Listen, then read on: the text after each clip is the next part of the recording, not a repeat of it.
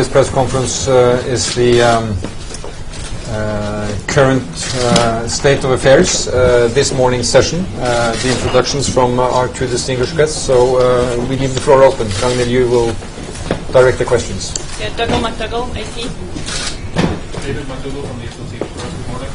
I wanted to ask for Mrs. Suu Kyi. This visit to Europe has been a real celebration of your life and your cause and your freedom, but soon you'll return to Myanmar and go about the business of practical politics.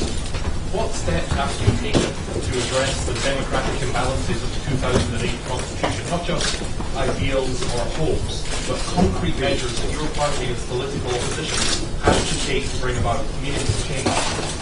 First of all, I don't think of this journey as a celebration of my life. I think of it as a celebration of all those people who have supported the movement for democracy in Burma, because it's they who have made it possible for me to come out on this journey. But practical steps towards amendments to the Constitution, I've always said, are linked to negotiations with the army. Because, as you all probably know, I don't know if you know, that in order to amend this constitution, you need more than 75% of the assembly to vote for amendments. And 25% of the assembly are representatives of the army. So even assuming that we get all the civilian representatives, which of course is not very likely because the great majority of them are from the USDP, to vote for an amendment, we would still need at least one army representative to vote for amendment. So we have to work together with the army. I've been very open about it. We want to work together with the army. We don't want to be in conflict with them. We want to achieve a consensus. We want them to understand that what we are doing is starting a process that will be better for the whole country. That will include the military as well. NRK, Tom Christiansen. Madam, Burmese see you as a mother of nations.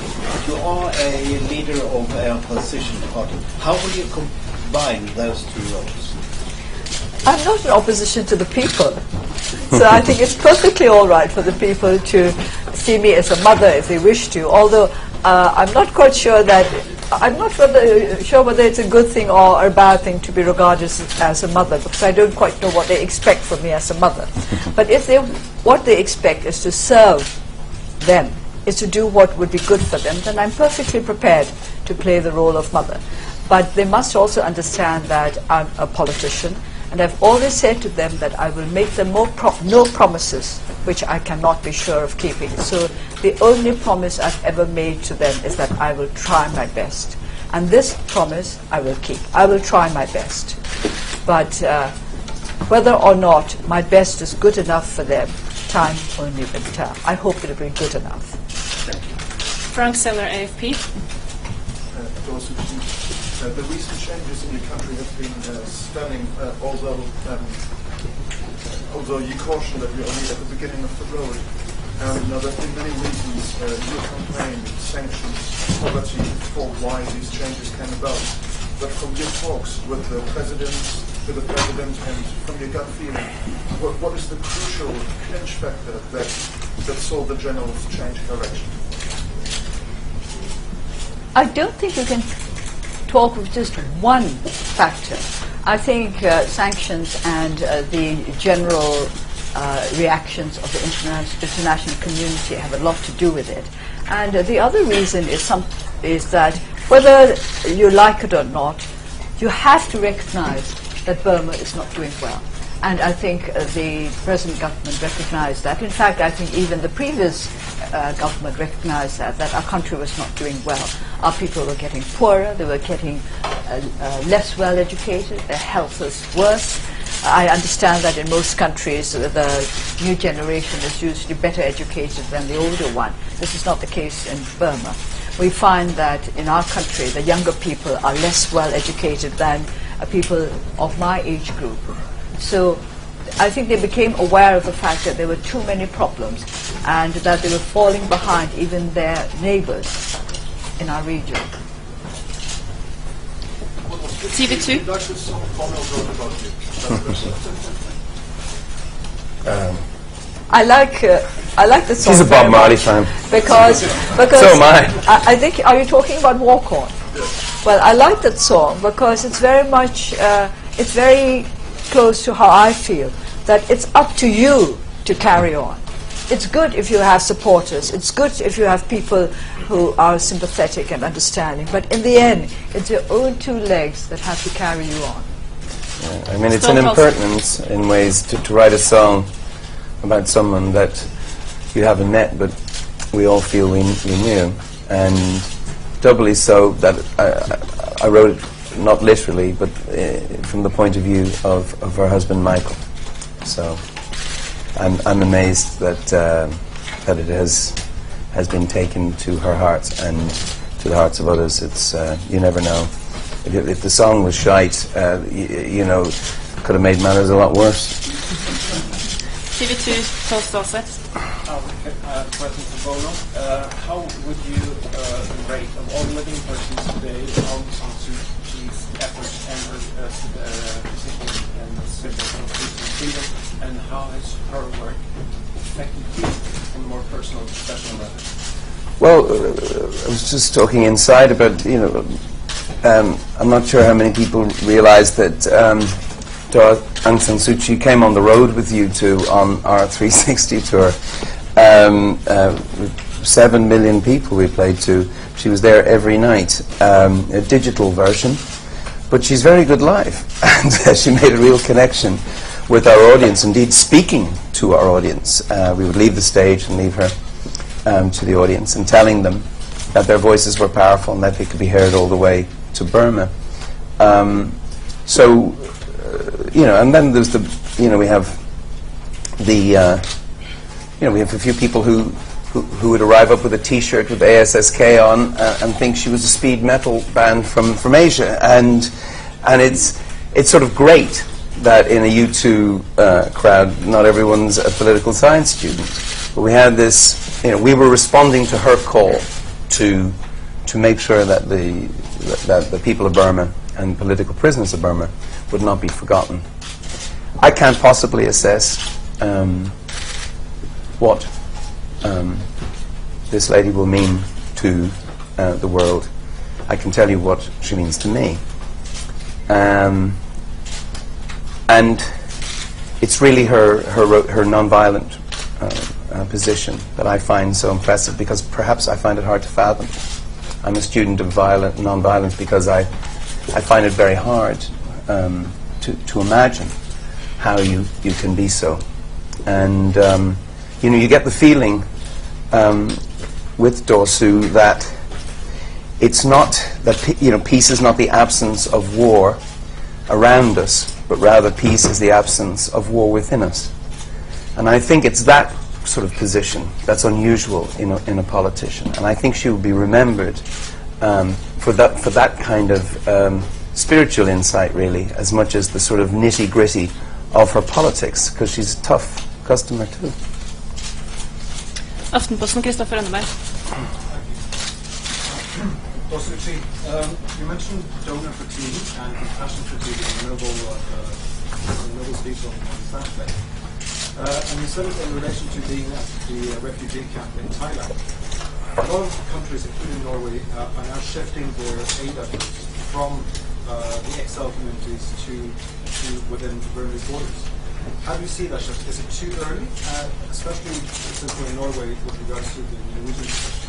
And is it right of the international community to use the name Myanmar instead of Burma? Well, first of all, let me explain the Myanmar-Burma part, because it's in a way quicker. The reason why I objected to the change of name was not because of the change itself, but because of the way in which it was changed. The State Law and Order Restoration Council, I think it was called, at that time, simply announced one day that the name of the country, the international name of the country, would be changed from Burma to Myanmar, without so much as a buy or leave where the people were concerned. And this, of course, is the ultimate in undemocratic practice, that the people did not even have a right to decide how they were going to be known to the rest of the world. And this is why I keep to Burma. because of the way in which it was changed, not because I object to the name Myanmar in itself.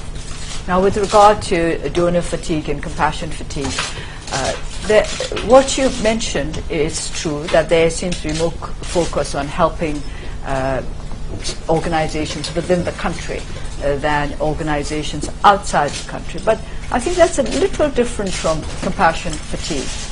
A change of focus is not necessarily the result of compassion fatigue, but it could be linked to it.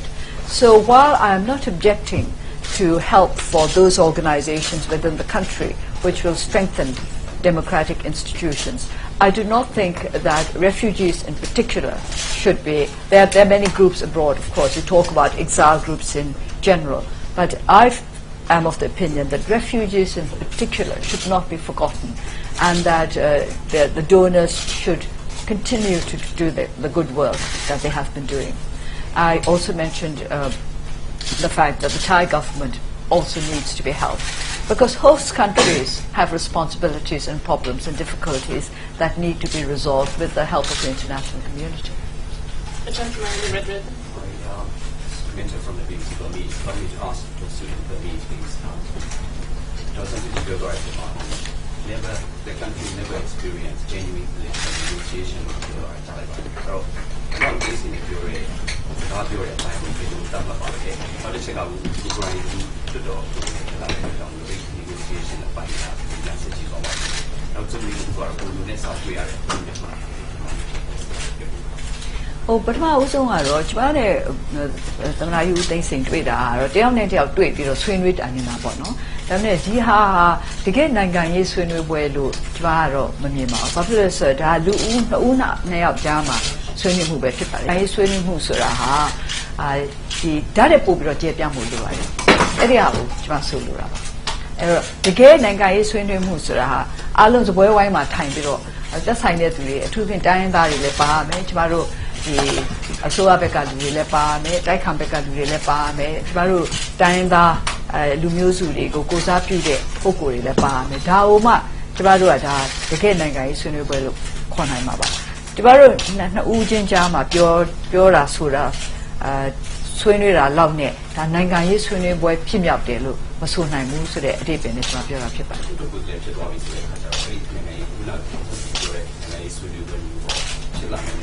အဲ့ဒီဟာအတွက်ကျမတို့စူးစမ်းသွားအောင်ပါပေါ့လွတ်တော်အစရကျမတို့ကလွတ်တော်ပြင်ပကနေစူးစမ်းလာတာအခုကျတော့လွတ်တော်အတွင်းကလည်းစူးစမ်းရမယ်လွတ်တော်ပြင်ပကစူးစမ်းမှုတွေလည်းကျမတို့ဆက်ပြီးလုပ်ရမယ်အဲ့တော့ဘိုးတို့နဲ့တွေ့ရတာဘယ်လိုနေလဲဆိုတော့တွေ့ချင်းမဲ့အင်တာမဟုတ်မိတ်ဆွေဟောင်းလိုပဲစိတ်ထဲမှာခံစားမိပါတယ်နည်းလည်းမစိမ့်ပါဘူး I totally agree. That's better. Ina Bull-Jørgensen, okay. Hello, Mr. Bono. Going back to Walk On, the song you dedicated for this lady next to you. What was the story behind? What was it that really triggered you to make that song and all the engagement of you two in supporting her struggle? And now, 12 years later, how do you feel about finally meeting her? I've been a member of Amnesty International since my early 20s, and you two campaigned for Amnesty International in the 80s. And in fact, one of the founders of Amnesty International was an Irishman, Sean McBride. So through our work with Amnesty International, this is how we came upon the Dosu and her role. And what I think is so exciting for me, it's just that the audience, I think for people who signed up, in the 80s, Amnesty, we did a tour called Conspiracy of Hope Tour, and Amnesty doubled its membership in 6 weeks. And there is a sort of feeling when you have, you know, amateur activists, but all activists outside of professionals in that room are often amateur, and they should be. We want people in a whole society, you want culture represented, you want sports represented.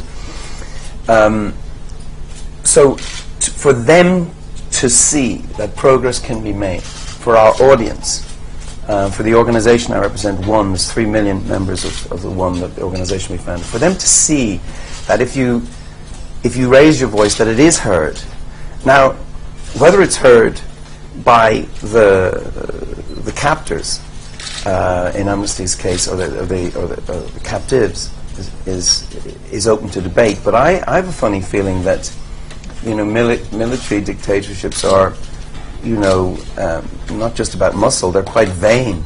I think they read their email and the choruses of boos and hisses that they get. They kind of take the temperature of how much they're getting away with, or not. And so the roar of an audience in, whether it's Birmingham, England, or Chicago, or whatever, is heard. And I think seeing progress in Burma is just a great thing to encourage more people to get involved in the political process. And how do you feel about meeting? I'm starstruck, I think is the word, but I'm managing to get over it. I mean, I'm pretending like I'm not. Last question to the gentleman on the second row. Hi, with the National Public Radio of the U.S. Some people would dispute your characterization that the root of the Rohingya problem is law enforcement's inefficiency or corruption among the immigration people. Some say the root of the problem might be your government's policy to deny citizenship to the Rohingya. Now, as leader of the opposition, people hope you will provide a clear set of alternatives to the government policy and speak up for the uprooted of the earth, as you put it so eloquently on Saturday. So, are the Rohingya citizens of your country, or are they not? Thank you. I spoke about rule of law, and rule of law covers rules of citizenship as well. And this is what I mean by saying that the root of the problem is lack of rule of law. We are not certain exactly what the requirements of citizenship laws are. I will mention one particular case of one of our candidates for the last by-elections who was disqualified because, in accordance with the election regulations, all candidates have to be born of nationals. Both parents must be nationals. Now, this candidate of ours, his parents were both of them were Burmese nationals when he was born, but later his father took up another nationality, and on those grounds he was disqualified as a candidate. So this is what I mean. Even with regard to citizenship, we are not clear what the laws really are. And rule of law, if we were very clear as to who are the citizens of the country under the citizenship laws and who qualify, then there wouldn't be this problem which is always coming up, that there's this accusation that some people do not belong in Bangladesh or some people do not belong in Burma. Bangladesh says that they're not ours and Burma says that they're not ours, and these poor people get shuffled around. So we have to have rule of law. We have to know what the law is, and we have to make sure that it is properly implemented. What should it be? What should it be in regard to their citizenship? Are they or are they not? I do not know, because when you talk about the Rohingya, we are not quite sure whom you're talking about. As I said, there's a problem about whom we're referring to. There's some who say that those people who claim to be Rohingyas are not the ones who were actually native to Burma, but who have just come over recently from Bangladesh. But on the other hand, Bangladesh says no, they don't want them as refugees because they are not native to Bangladesh and they come over from Burma. So how do we sort this out? Without rule of law, without proper immigration processes, without proper policing, without proper implementation of the laws. This is why I said the root of all this is rule of law, going back many decades, not going back just to the crime that has been committed a couple of months ago. Our time is up. Thank you, everyone. Thank you. Thank you.